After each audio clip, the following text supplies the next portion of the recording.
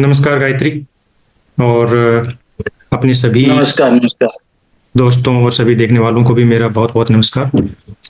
एक बार फिर से मेरा भी नमस्कार। एक बार फिर से आपका इस एक प्रयास में स्वागत है, जहां पे हम अपने कुछ क्वेश्चंस को और उसके आंसर्स ढूंढने की कोशिश करेंगे।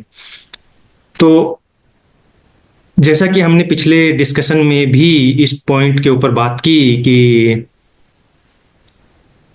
जो कथावाचन के नाम पे जो अपने आप को सेल्फ प्रोक्लेम्ड गुरु हैं, वो शुरुआत तो उनकी कहीं से होती है, धार्मिक प्रवचनों से, कुछ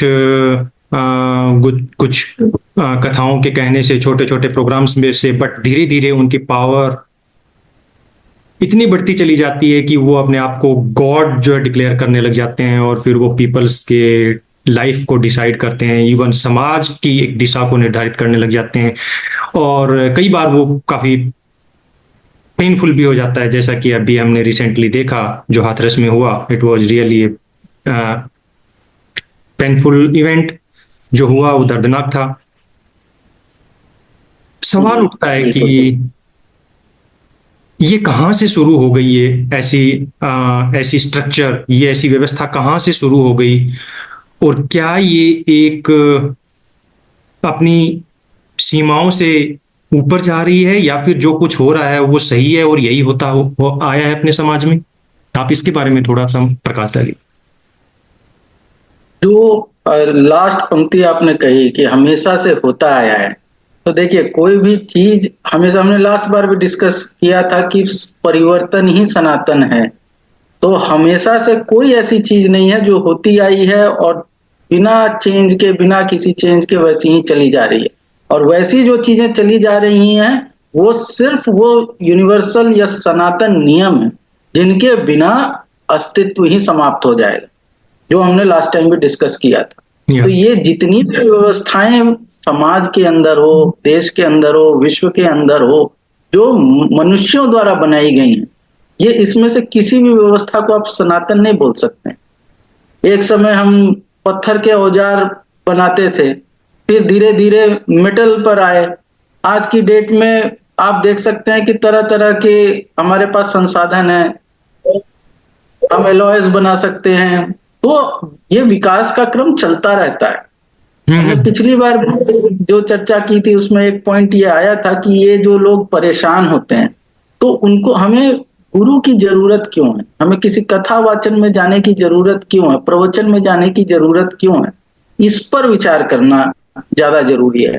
तो ये डिस्कशन मेरे पहले भी हुए हैं, कुछ लोगों ने मुझसे प्रश्न किया कि आखिर गुरु की जरूरत क्यों, हम बिल्कुल, क्यों ये अपने गुरु यही से मेरा नहीं क्वेश्चन है। बच सकते। यही मेरा नेक्स्ट क्वेश्चन था, लेकिन आप उसी पॉइंट पे आ गए तो डेफिनेटली हम उसी को ही डिस्कस करते हैं। मैं आपका हाँ। भावाशय समझ गया कि आप कहाँ पर, तो मुझे लगा कि क्योंकि ये ऐसे प्रश्न मुझसे पहले भी पूछे जा चुके हैं और मैंने इस पर हम्म। घोर मंथन किया कि भाई हमें गुरु की जरूरत क्यों है, क्यों सब लोग बुद्ध नहीं हो सकते, बुद्ध जैसे लोग महावीर क्यों नहीं हो सकते, या ऐसा कोई भी व्यक्ति, जैसे हम प्राचीन ऋषियों की आप बात सुनेंगे कि वशिष्ठ हैं, अत्रि हैं, या स्वयं ब्रह्मा या विष्णु महेश, तो इन सब के ग्रंथ में आप जाएंगे तो स्वयं भू एक शब्द आया, स्वयं भू।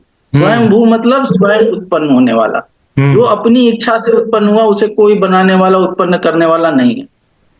तो उसी प्रकार हम अपने गुरु क्यों नहीं हो सकते, हम बुद्ध की तरह स्वयं ध्यान लगा के तथागत और परम ज्ञानी क्यों नहीं बन सकते, एनलाइटेंड क्यों नहीं हो सकते, गुरु की जरूरत क्यों। गुरु शब्द को का अर्थ भी समझना जरूरी है। गुरु शब्द का अर्थ है बड़ा।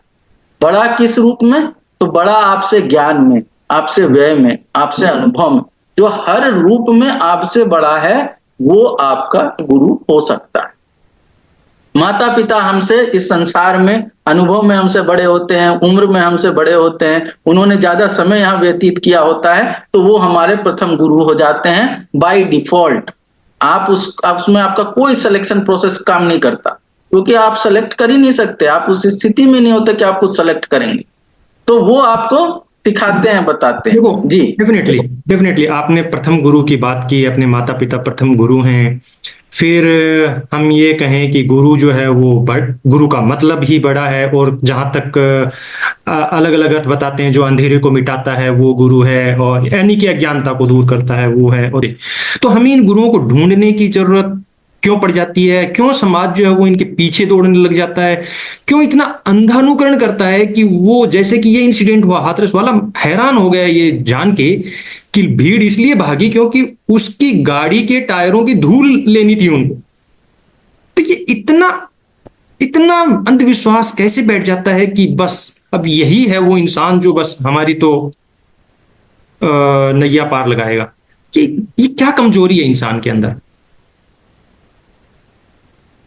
पहुंचते हैं। देखिए, गुरु की आवश्यकता किस लिए है?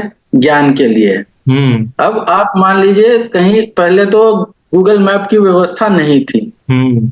हम लोग जब बचपन में स्कूल जाते, कहीं भी हमारे मम्मी पापा कहीं जाते या कोई भी, तो गूगल मैप वाली व्यवस्था नहीं थी, ना हर हाथ में मोबाइल था। तो लोग कैसे कहीं पहुंचते थे?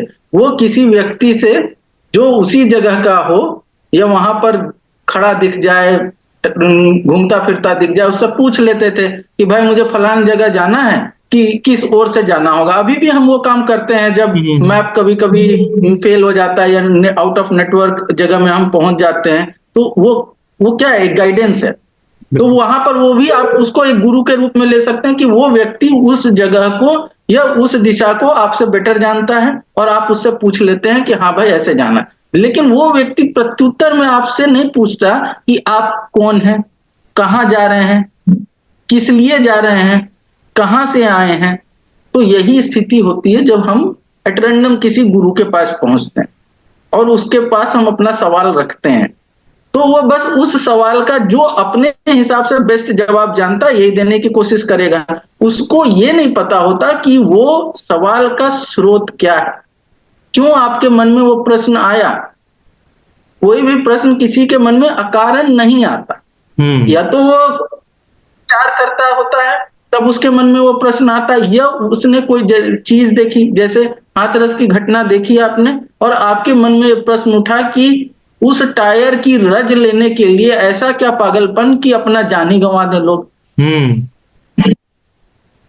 अब इसमें आप देखें तो एक बुद्ध की भी कथा आती है कि प्राण त्यागने को भी तैयार बुद्ध, बिल्कुल बिना खाए पिए मरणासन स्थिति में, तो सुजाता नाम की एक महिला उनको आके खीर का पात्र देती है और कहती है कि जब बचोगे ही नहीं तो जो पाना चाह रहे हो वो कैसे पाओगे।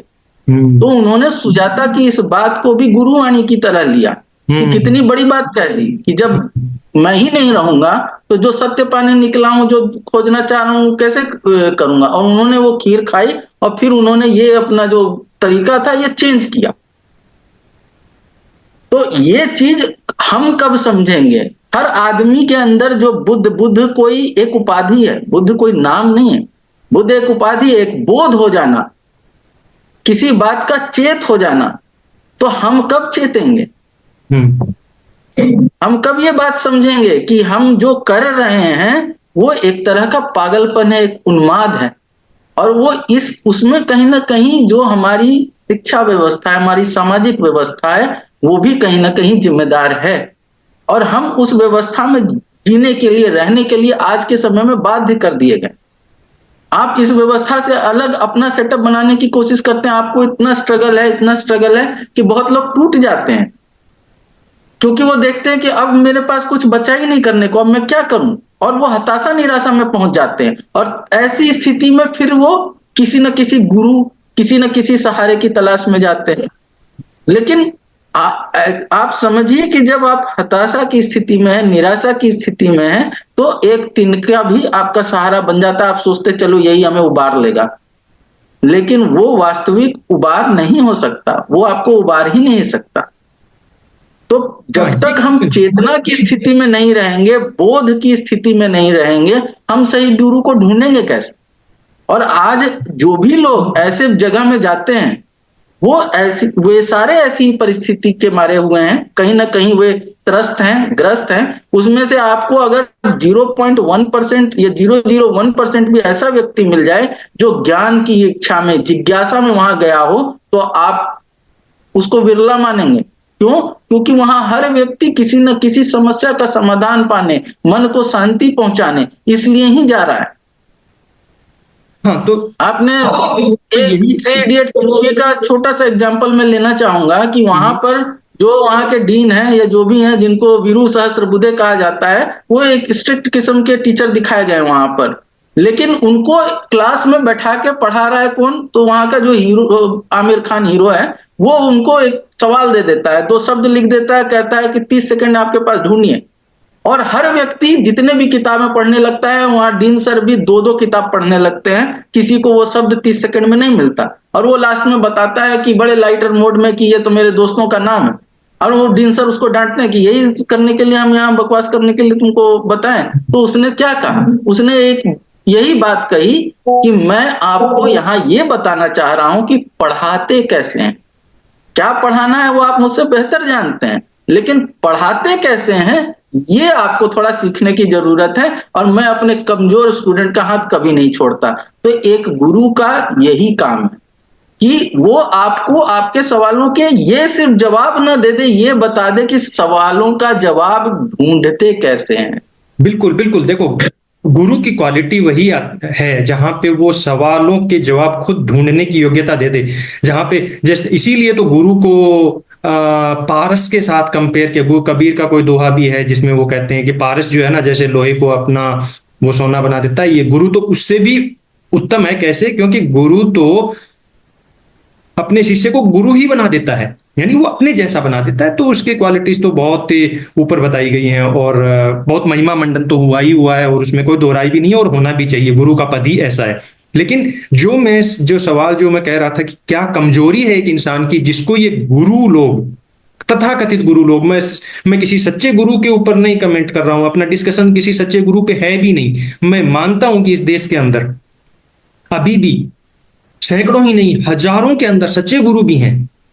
ऐसे गुरु भी हैं जो कि एक पहली मुलाकात में आपकी जिंदगी की दिशा बदल सकते हैं। मुझे पूरा विश्वास है ये ऐसे लोग हैं, अभी भी हैं। लेकिन सच्चाई ये है कि ना उनको हमें शिष्य बनाने में इंटरेस्ट है, ना हम उनको देख पा रहे हैं अभी तक। बस वो घड़ी नहीं आई कि हम उनसे मिल पाए और हमारी जिंदगी बदल जाए। लेकिन एक चीज जो जो वीकनेस की जो बात थी, एक साइकोलॉजिकल वीकनेस जिसको हम कहें, आदमी के, इंसान की कोई कमजोरी जिसको ये गुरु और कथावाचक लोग पकड़ लेते हैं, वो कमी यही तो है कि हम उनको देखिए, सब व्यक्ति जिसकी भी आप बात कर रहे हैं बिना नाम लिए, सबको सीधे शब्दों में अपनी दुकान चलानी है। और अगर उन्होंने आपको इस काबिल बना दिया कि आप स्वयं अपने जवाब ढूंढने योग्य हो जाएंगे, तो उनकी दुकान कहीं ना कहीं बंद हो जाएगी, या उनकी दुकान में संख्या कम हो जाएगी, और वो ये बिल्कुल नहीं चाहते। पहली बात तो जो भी ऐसे लोग हैं उनमें स्वयं ही पूरा ज्ञान नहीं है। पूरा एक शब्द आया ब्राह्मण और ब्रह्म, पूरा ज्ञान धातु से गायत्री, बना है। गायत्री यहां पे असल में आपने ये बिल्कुल सही कहा, उनका एक बिजनेस है। These peoples are not any guru, any god figure, these are businessmen. इन्होंने एक दक्षता हासिल की है अपने प्रोफेशन में, और वो प्रोफेशन वो उनके खुद के लिए है। एक व्यापारी व्यापार इसलिए नहीं कर रहा कि उसका आखिरी लक्ष्य ये है कि वो सेवा करे ना, वो अपना अपना जो व्यापार उसको आगे बढ़ाना चाहता है, आगे तक बढ़ाना चाहता है। ये उसका एक कोर उद्देश्य होता है उसका, है ना, टारगेट। तो डेफिनेटली जो आज के समय में जो जिसको हम गरीबी से भी जोड़ सकते हैं, गरीबी के साथ साथ में फिर जो सोशल जो इश्यूज हैं, जिसमें कहें बहुत सारी डिप्रेशन जैसी सिचुएशन आ रही है, लोग जो हैं इनसे टूटकर ऐसे, जिसको कहते हैं कि डूबते को तिनके का सहारा, वो तिनके का सहारा ढूंढते हैं, वो असहाय वो ढूंढते हैं कि पता नहीं कहाँ पे क्या मिल जाएगा। और ऐसे के अंदर फिर वो इन जैसे गुरुओं के झांसे में आ जाते हैं। कहीं ना कहीं वो एक आशा को ढूंढ रहे होते हैं, और ये गुरु लोग आशा देने में बड़े माहिर होते हैं। आपने ये देखा होगा, जाना होगा, ये कहीं ना कहीं उनको एक आशा की ये किरण दिखा देते हैं। अरे हो जाएगा, अरे हम कर देंगे ये काम, तो अब आप हमारे पास आ गए हो, अब सब कुछ ठीक हो जाएगा। और यही चीज जो है वो उनको पकड़ लेती है। यही बात, यही ये आपने सटीक बात कही कि आशा, जैसे आप कोई आदमी बीमार है, हमने फिर ऐसे जो डिस्कशन किया कि सांस लेने में दिक्कत है, तो आप ऑक्सीजन की जरूरत है आपको, आप हॉस्पिटल जाते हो, वो आपको ऑक्सीजन सिलेंडर लगा देता है, राइट। आपके घर में तो हमेशा ऑक्सीजन सिलेंडर अवेलेबल नहीं रहता। कोरोना टाइम में लोगों ने अपने लिए कुछ इंतजाम किए थे, लेकिन नहीं होता। तो जब आदमी बेचैन होता है, उसको कोई उपाय नहीं सूझता, तब वो ऐसी जगह जाता है। बिल्कुल। और जब ऐसी जगह जाता है तो ऐसे लोग ऐसा बताते हैं कि मैं अल्टीमेट हूं, मैं अंतिम सीमा हूं, मेरे ऊपर कुछ नहीं है। जो ब्रह्म से ब्राह्मण शब्द बना, उसमें आप संस्कृत में बोला गया ब्रह्म जानाति थी ब्राह्मणा, जो ब्रह्म को जानता है वो ब्राह्मण है। लेकिन इस शब्द का भी मिस इंटरप्रिटेशन किया गया है। मैंने अपनी किताब में भी इसका जिक्र किया है कि ब्रह्म जानाति थी ब्राह्मणा पूर्णतः सही डिफिनीशन नहीं है। ब्रह्म ब्रीह धातु से बना है। ब्रीह धातु का मतलब है फैलना। ये ब्रह्मांड जो है, आज तक हम ये नहीं पता लगा पाए कि ये कितना बड़ा है, लेकिन हमको ये पता चल गया कि ये फैल रहा है। तो जो फैल रहा हो उसका आप अंत कैसे पा सकते हैं? आप जहां तक पहुंचेंगे उससे वो कहीं ज्यादा और फैल चुका उतने समय में, और आपकी जो गति है उससे कहीं ज्यादा गति से फैल रहा है, तो आप उसका अंत नहीं पा सकते। तो ब्राह्मण सही में वह नहीं जो ब्रह्म को जानता है, बल्कि ब्राह्मण असल में वह है जो ये जानता है कि ब्रह्म को पूर्णतः जाना नहीं जा सकता।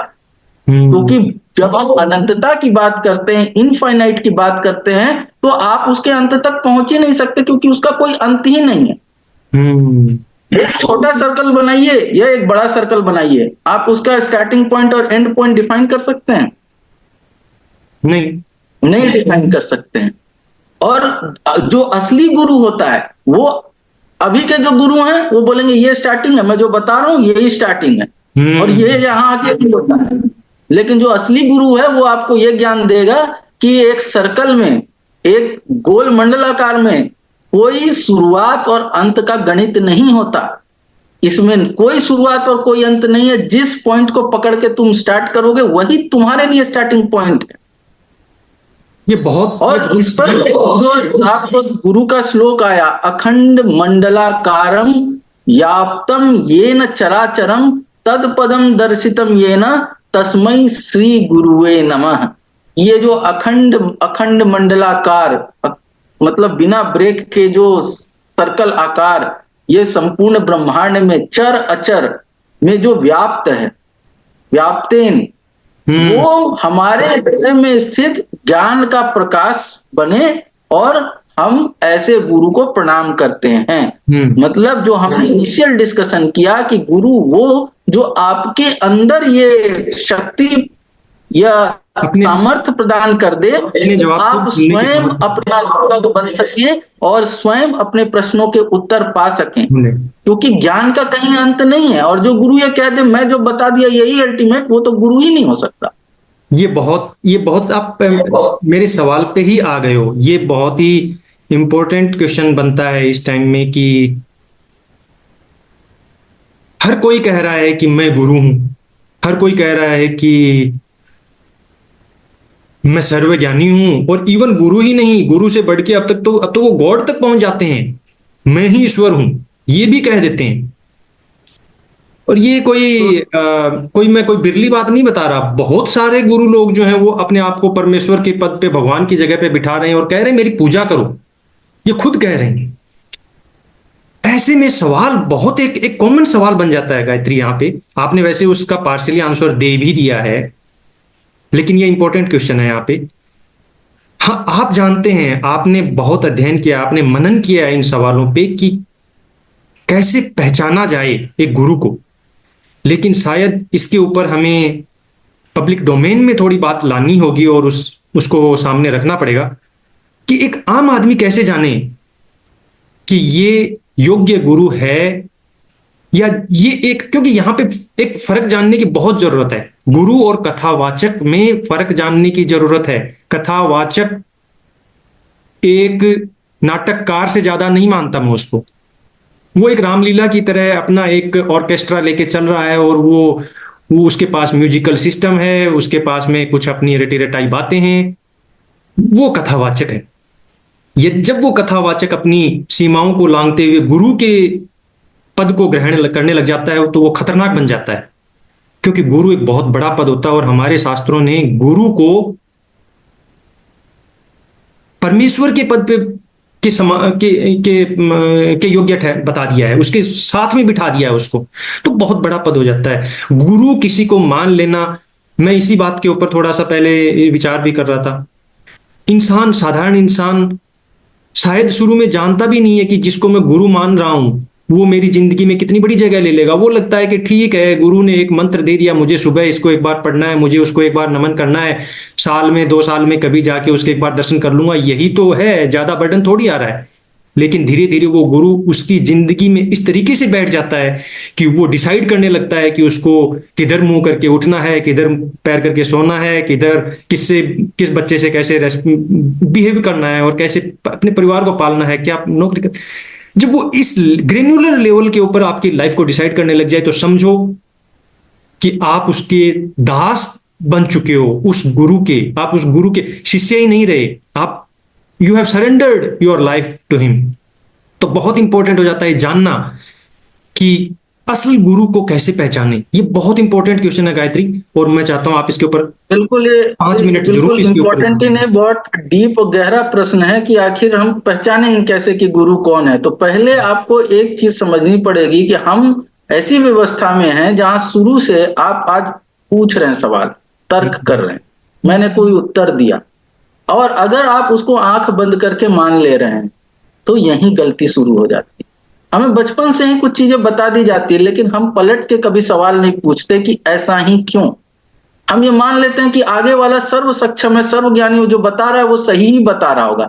ठीक है, कोई बात कोई सही ही बता रहा है, लेकिन क्या हम उसके पीछे के कारण को भी भली भांति जानते हैं? आज घर में आप कोई पूजा होती है, कोई पंडित आते हैं पूजा कराने के लिए, उनसे आप कोई ऐसा क्वेश्चन पूछ दीजिए कि ऐसा ही क्यों। एक पत्नी को, एक लड़की को शादी के पहले दाहिनी ओर बैठाना है पूजा के समय, और उसके बाद बाईं ओर बैठाना है, या बाईं ओर से दाईं ओर करना है। ये सब नियम क्यों है? या कोई भी इस तरह का नियम, कि यही नियम क्यों है? लड़की शादी के बाद लड़की को ही क्यों पति के घर आना है? पुत्र से ही वंश क्यों चल रहा है? पुत्री का वाला कंसेप्ट क्यों नहीं लाया गया कि एक पुत्री के घर लड़का आएगा और उसके यहाँ जो पुत्र जन्म होगा उससे वंश चलेगा? ऐसी वंशावली क्यों नहीं बनाई गई? तो इसका कोई सटीक उत्तर आपको नहीं मिलेगा। हर व्यक्ति अपनी तरफ से कुछ लॉजिक लगा के बता देगा, या तो बोल देगा ये तो ऐसे ही चलता आया। तो जब आप कोई प्रश्न कर रहे हैं और आप उसके उत्तर के ऊपर तर्क नहीं कर रहे, उसको एज इट इज ग्रहण कर लेते हैं, या किसी चीज को एज इंस्ट्रक्शन ग्रहण कर लेते हैं, समस्या वहीं उत्पन्न हो जाती है। और हमारे यहाँ या कहीं भी आप देखेंगे, not only India, outside India also, आप कहीं भी देख लें, वहां पर धर्म के ऊपर प्रश्न उठाना एक घोर पाप, एक घोर निंदनीय कर्म, या ऐसा कुछ जिसके लिए आपको हमेशा डिस्करेज किया जाएगा, किया जाता रहा है। तो जब आप किसी चीज के ऊपर प्रश्न नहीं उठाते तो आप अंधविश्वासी होते चले जाते हैं बाय डिफॉल्ट, क्योंकि आप किसी की बात पर आंख बंद करके ही विश्वास कर रहे हैं, बिना ये विचारे कि ये सही है कि गलत है। अपनी समय सीमा को ध्यान में रखते हुए मैं चाहता हूं कि आप फिर से एक बार सवाल के ऊपर आएं और उसके ऊपर मुझे थोड़ा थोड़ा और आपके कुछ इनपुट्स डालें। कैसे पहचाने, एक इंसान कैसे तो पहचाने? पहचानने, देखिए, किसी भी चीज को, आप कोई भी सामान भी खरीदने जाते हैं तो आप कैसे पहचानते हैं? आप कुछ पैमाना सेट करते हैं। किसी ब्रांड का सामान, तो उसमें क्या खूबियां हैं, उसमें क्या मटेरियल यूज हुआ है, उसकी लॉन्गेविटी, लास्टिविटी कितनी है, क्या उसमें कुछ वारंटी मिल रही है, कोई गारंटी मिल रही है। इन चीजों को ध्यान में रखते हुए आप कोई आइटम सेलेक्ट करते हैं, या उसको बोलते हैं कि ये इससे बेटर है, कि इस प्रोडक्ट से ये प्रोडक्ट बेटर है, उसके लिए कुछ बेंचमार्क्स होते हैं। आप किसी भी गुरु को सेलेक्ट करने जा रहे हैं तो आपने अपने अंदर क्या बेंचमार्क्स बैठाए हैं, वो बेंचमार्क्स पहले क्लियर होने चाहिए। नहीं, दूसरी बात, अगर कोई पब्लिक का तो, आम आदमी का बेंचमार्क तो क्लियर है, मेरे कष्ट का निवारण होना चाहिए, वो जा रहा है बस बस, और गुरु ने कह दिया कि हो जाएगा, बना लिया उसने गुरु, और वो तो गुरु बन गए। तो कष्ट, लेकिन क्या ये सही है? है ना? नहीं, बात यह है कि आपने अगर बेंचमार्क रखा कि कष्ट का निवारण होना चाहिए, हाँ, तो क्या आपका कष्ट का निवारण असल में हो जा रहा है?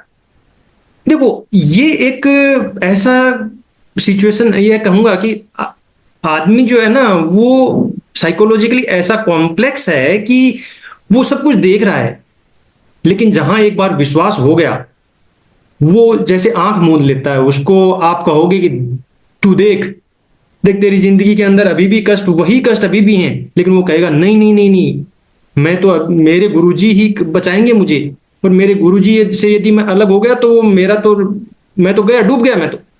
वो मानेगा ही नहीं। He is so much convinced. यही ये देखिए, ये सब अभ्यास का नतीजा है। हमने गलत अभ्यास पीढ़ी दर पीढ़ी लगातार अपने जीवन में किया है। अब उसको आपको अभ्यास से ही चेंज करना होगा। एक दिन में चेंज नहीं होगा। आपको अपने अंदर प्रश्न उठाने की उत्कंठा डालनी होगी, बेंचमार्क सेट करने होंगे, नहीं तो आप हमेशा वैसे ही धोखा खाते रहेंगे। और आपको यह मानना होगा कि कोई अल्टीमेट हो ही नहीं सकता। अगर कोई कह रहा है कि वो अल्टीमेट है, तो उससे बड़ा झूठ, उससे बड़ा पाखंड कुछ नहीं है। ये सबसे पहला बेंचमार्क होना चाहिए। कोई अल्टीमेट है ही नहीं, कुछ भी। क्योंकि किसी ने अंत नहीं देखा इस ब्रह्मांड का, तो आप कैसे जान सकते हैं, कैसे बता सकते हैं कि आप जो कह रहे हैं वही अल्टीमेट है और उसके आगे कुछ नहीं है? पहले ये सत्य को स्वीकारना होगा। और जब तक आप तार्किक नहीं बनेंगे, जो हमारा संविधान, या कहीं भी आप जाएंगे कि साइंटिफिक टेम्परामेंट, जिसको विज्ञान कहते हैं, वो एक विशेष ज्ञान शब्द से बना है। विशेष ज्ञान। जब आप उसकी ओर उन्मुख होंगे कि नहीं, मुझे, आपको गुरु से ज्यादा जब आप सत्य को इंपॉर्टेंस देंगे, तब आप वहां पहुंचेंगे कि हम गुरु की बात के ऊपर भी सत्यता की कसौटी पर उसको अपने हिसाब से कसने का प्रयास करेंगे। और कोई गुरु आप अल्टीमेट नहीं होता। और गुरु अगर शिष्य को अपने आगे जाने के लिए प्रेरित न करे, तो वो गुरु ही नहीं हो सकता। ये और एक पैमाना है आपको जानने के लिए। जिसने कह दिया कि मैं अल्टीमेट हूं, उसको आप गुरु कभी स्वीकार न करें। आप क्योंकि बिल्कुल गुरु वो है जो आपको अपने आगे, कि मैंने यहां तक पाया है, तुम इसके आगे और जो पाना चाहते हो, ढूंढ सकते हो, वहां तक जाओ। क्योंकि हम सबकी आयु सीमित है। और जो भी शिष्य है वो गुरु से तो कम ही आयु का होगा, तो वो गुरु से ज्यादा जीवन देखेगा गुरु के बाद का। तो उसको गुरु के बाद के जीवन के लिए अगर ये मार्गदर्शन नहीं मिला, ये टीचिंग नहीं मिली कि तुमको कैसे इंक्विजिट होके, कैसे तार्किक होके आगे चीजों को ढूंढना है, तो उसकी जिंदगी भी गुरु के जीवन जितनी हो गई, उसका ज्ञान भी गुरु के जितना ज्ञान हो गया, और वो सीमित कर दिया उसको। तो जो सीमित करने वाला है वो आपका गुरु नहीं हो सकता। ये छोटे बिल्कुल छोटे बेंचमार्क है, आप जिससे बिल्कुल आपको सही, ये पता चलेगा कि आपको किसको गुरु सही सेलेक्ट करना पैमाने, है। आपने कुछ सही पैमाने यहाँ पे अभी रख दिए हैं, और मैं आपसे बिल्कुल पूरी तरह सहमत हूँ इस बात से। दो बातों से मैं बिल्कुल सहमत हूँ यहाँ पे आके। एक तो ये कि वो बांधता नहीं है। सबसे पहला आपका कमेंट तो ये था कि वो आपको आपके सवालों का जवाब नहीं देता, वो आपके सवालों का जवाब खुद ढूंढने की आपको योग्यता देता है, वो एक गुरु हो सकता है। दूसरा ये कि वो बांधता नहीं है, वो अपने आप तक सीमित नहीं करता, वो खोलता है, वो आपकी सोच के दायरे बढ़ाता है। तो तीसरा जो क्राइटेरिया आता है वो है गुरु का, कि क्या वो मुक्त है। अब मुक्त की परिभाषा यहां पे शायद सभी इतना आसानी से ना समझ पाएंगे। आप तो समझ गए हैं, मुक्त वही है जिसको अभी और कुछ करने की और कुछ पाने की चाहत बची नहीं, जिसको नए आप कोशिश से नहीं, बनाने से कोई मैं यहाँ आपको क्या है। टोकना चाहूंगा कि हम्म मुक्त वो नहीं जिसको पाने या चाहने की लालसा खत्म हो गई। फिर हम्म तो आपके जीवन में कुछ बचा ही नहीं। हम्म फिर आप उसको मुक्त नहीं कहते हैं। हम्म आपको श्लोक बचपन में पढ़े होंगे, या जो भी, कि सा विद्या या विमुक्त। विद्या वही है जो आपको मुक्ति प्रदान करे। हम्म तो विद्या, एक शब्द है विद्वान, एक शब्द है विद्यावान। हम्म ये भी आपने सुना होगा। दोनों विद हम्म धातु से ही बना है, दोनों का अर्थ ज्ञान ही है। लेकिन एक को विद्वान और एक विद्यावान, विद्यावान गुणी अति चातुर, तुलसीदास ने लिखा। तो वहां आप समझेंगे, जब एक हनुमान का अगर हम एग्जाम्पल लें, तो उनके बारे में कहा गया कि वे विद्यावान है। रावण को कहा जाता वो बहुत बड़ा विद्वान था, प्रकांड विद्वान था। और विद्यावान गुणी अति चातुर, विद्यावान के साथ गुणी और शब्द भी आया है। वैसे ही ज्ञानी नाम अग्रगण्यम सकल गुण निधानम, यहां पर भी आप देखें संस्कृत में भी जब उन डिस्क्राइब किया जा रहा है तो जो ज्ञानवान है उस सकल गुण का निधान भी होना चाहिए। तो विद्यावान वो है जो विद्या को धारण करता है। अब विद्वान वो है जिसने ज्ञान तो अर्जन कर लिया, लेकिन उसने अपने जीवन में उसे उतारा नहीं, उसने अपने आचरण में उसे उतारा नहीं, तो वो परिलक्षित नहीं होता उसमें। विद्या ददाति विनयम, रावण में अहंकार है, इसलिए वो सिर्फ विद्वान है, मतलब विद्या तो अर्जित कर ली लेकिन उसको धारण नहीं कर सका। लेकिन हनुमान जैसा कोई व्यक्ति विद्यावान है क्योंकि वो विनयशील है। तो जो असली में विद्या जिसने धारण कर ली वो सदा मुक्त है, क्योंकि उसे पता चल जाएगा कि कोई बंधन है ही नहीं। हमारी स्थिति यह है कि हमने रस्सी को अपने चारों ओर जकड़ लिया खुद को, और उस रस्सी को पकड़ के कहते हैं कि रस्सी ने हमें बांध, मतलब माया ने हमें बांध रखा है, तो इसने और उसने हमें बांध रखा है। लेकिन दरअसल हमने स्वयं खुद को बांध रखा और हम स्वयं रस्सी को पकड़े हुए कह रहे हैं कि इसने हमें जकड़ रखा है। वो बंधन हमारा ही क्रिएटेड है और हम ही उसको जकड़ के बांधे हुए हैं। ऐसा कोई बंधन है ही नहीं, सब मुक्त हैं।